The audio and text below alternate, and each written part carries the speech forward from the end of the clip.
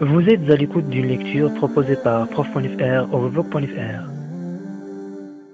La boîte à merveilles de J'avais peut-être 6 ans jusqu'à Un certain trouble de la page 6 à la page 9. J'avais peut-être 6 ans. Ma mémoire était une cire fraîche et les moindres événements s'y gravaient en images ineffaçables. Il me reste cet album pour égayer ma solitude, pour me prouver à moi-même que je ne suis pas encore mort. À 6 ans, j'étais seul, peut-être malheureux, mais je n'avais aucun point de repère qui me permît d'appeler mon existence solitude ou malheur. Je n'étais ni heureux ni malheureux, j'étais un enfant seul. Cela, je le savais. Point farouche de nature, j'ébauchai de timides amitiés avec les bambins de l'école coranique, mais leur durée fut brève. Nous habitions des univers différents. J'avais un penchant pour le rêve. Le monde me paraissait un domaine fabuleux, une féerie grandiose, où les sorcières entretenaient un commerce familier avec des puissances invisibles. Je dirais que l'invisible m'admit à participer à ces mystères. Mes petits camarades de l'école se contentaient du visible, surtout quand ce visible se concrétisait en sucreries d'un bleu céleste ou d'un rose de soleil couchant. Ils aimaient grignoter, sucer, mordre à pleines dents.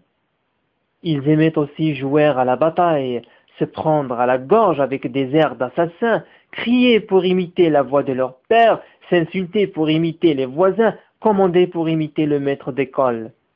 Moi, je ne voulais rien imiter, je voulais connaître. Abdallah l'épicier me raconta les exploits d'un roi magnifique qui vivait dans un pays de lumière, de fleurs et de parfums, par-delà les mers des ténèbres, par-delà la grande muraille. Et je désirais faire un pacte avec les puissances invisibles qui obéissaient aux sorcières afin qu'elles m'emmènent par-delà les mers des ténèbres et par-delà la grande muraille, vivre dans ce pays de lumière, de parfums et de fleurs. Mon père me parlait du paradis, mais pour y renaître, il fallait d'abord mourir. Mon père ajoutait que se tuer était un grand péché, un péché qui interdisait l'accès à ce royaume. Alors je n'avais qu'une solution, attendre, attendre de devenir un homme, attendre de mourir pour renaître au bord du fleuve Salsabil, attendre. C'est cela exister. À cette idée, je n'éprouvais certainement aucune frayeur. Je me réveillais le matin. Je faisais ce qu'on m'en disait de faire. Le soir, le soleil disparaissait et je revenais m'endormir pour recommencer le lendemain. Je savais qu'une journée s'ajoutait à une autre. Je savais que les jours faisaient des mois, que les mois devenaient des saisons et les saisons l'année. J'ai 6 ans. L'année prochaine, j'en aurai 7, et puis 8, 9 et 10.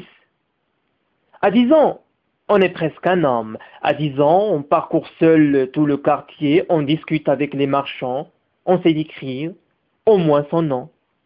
On peut consulter une voyante sur son avenir, apprendre des mots magiques, composer des talismans. En attendant, j'étais seul au milieu d'un grouillement de têtes rasées, de nez humides, dans un vertige de vocifération, de versets sacrés. L'école était à la porte de Drbnouala. L'ofki, un grand maigre à barbe noire, dont les yeux lançaient constamment des flammes de colère, habitait la rue Gias. Je connaissais cette rue.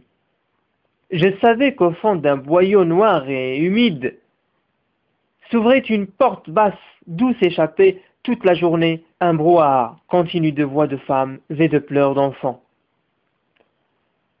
La première fois que j'avais entendu ce bruit, j'avais éclaté en sanglots parce que j'avais reconnu les voix de l'enfer, telles que mon père les évoqua un soir.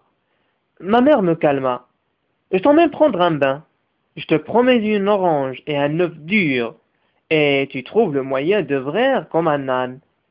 Toujours octant, je répondis, je ne veux pas aller en enfer.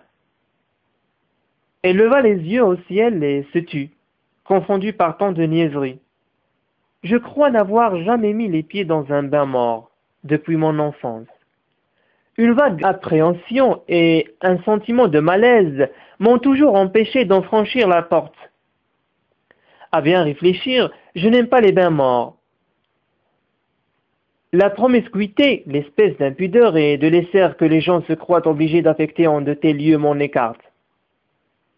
Même enfant, je sentais sur tout ce grouillement de corps humides, dans ce demi-jour inquiétant, une odeur de péché, sentiment très vague, surtout à l'âge où je pouvais encore accompagner ma mère au bain mort, mais qui provoquait en moi un certain trouble. Cette séance vous a été proposée par prof.fr, overblog.fr.